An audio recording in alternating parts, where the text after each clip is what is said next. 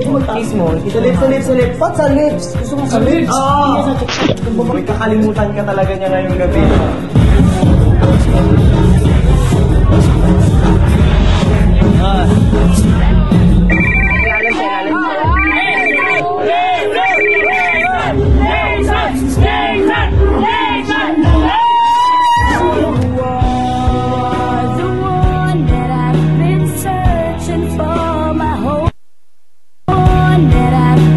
Excited na ang mga boys.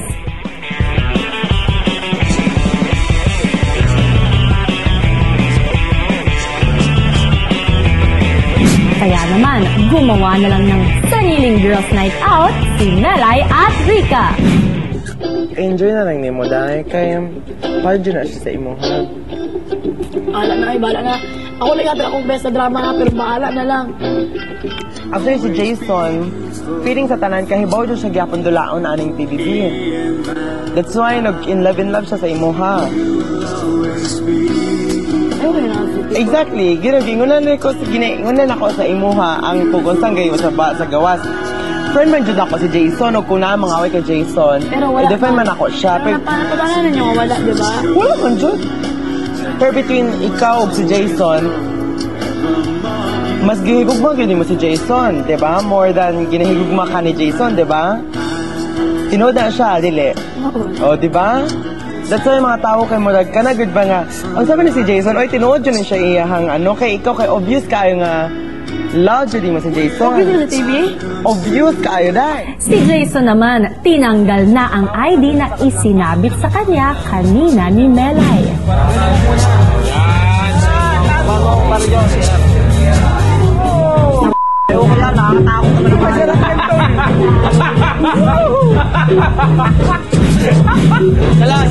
Sabay tayo. Sabay tayo. Dito lang, sa ilalim ha. Sa ilalim ha. 1, 2, 3, go!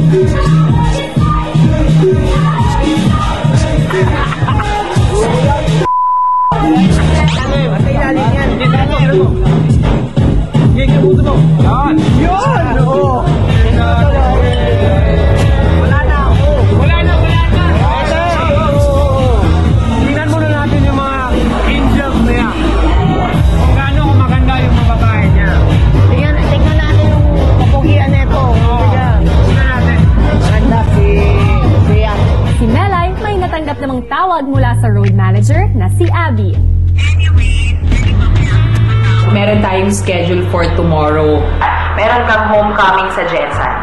Homecoming? We have to go to Jensen. Huh? Wow! As in! Wow, ano ba nangyayari sa mundo? Biglang pauwi ako ng Jensen tapos? Bukas ko pang malalaman yung yung exact itinerary natin. But you have to prepare now. Sa bar naman ay dumating na ang Jason's Angels.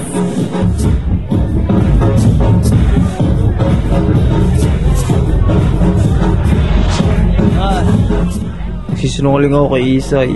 Hindi niya alam na may mga bisitang dumarating na babae.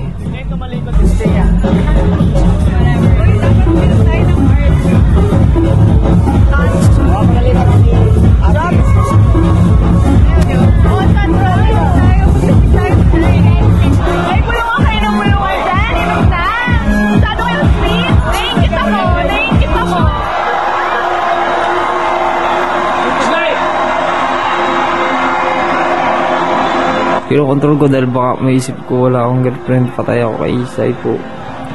Kinokontrol ko yung sarili ko, baka ano magawa ko dun sa mga babae. What? Ang kakanda nyo, wala kayong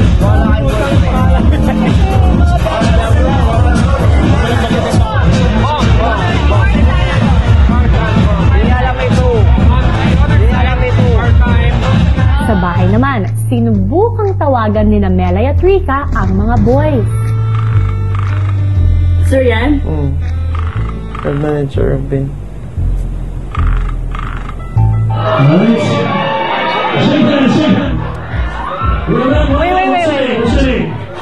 Wait. Uy! Ano ibig sabihin?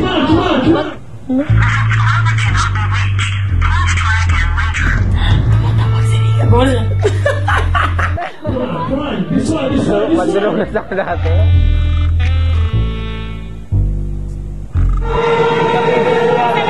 Sintay ko kay Isa, lagot ko.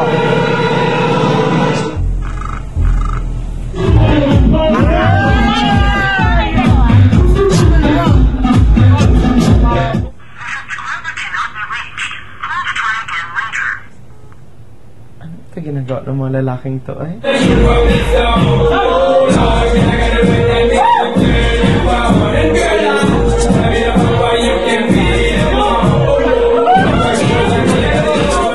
Lagi ko yung sinasabi, patay ako kay Isay nito sa kanila. Sa sagot nila, wala naman dito si Isay. Hindi ko kababalaga na siya, hindi pwedeng kuhan, pero I trust him naman for trust. Hindi lang niya sila akong trust, kung masira akong trust, bye na lang siya.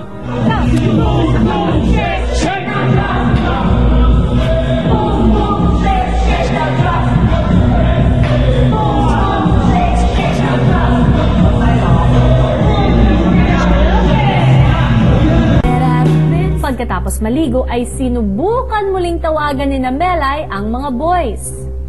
Last na lang, over lang yung ka last. Ano man yung ginagawa nila kung hindi mo madidig yung phone mo?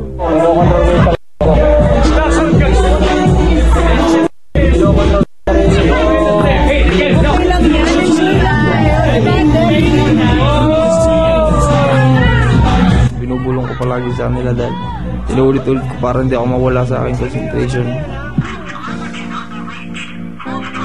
Sige pa, ikaw dito bagon. Text.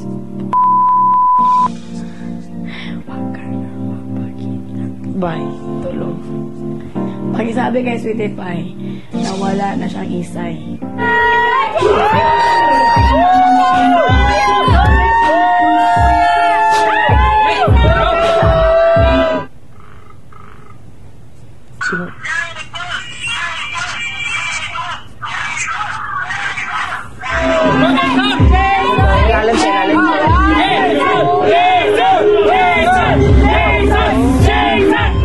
Sir Robin?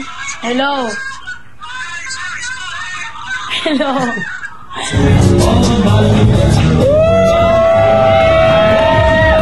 Hoy! Hello? Hello?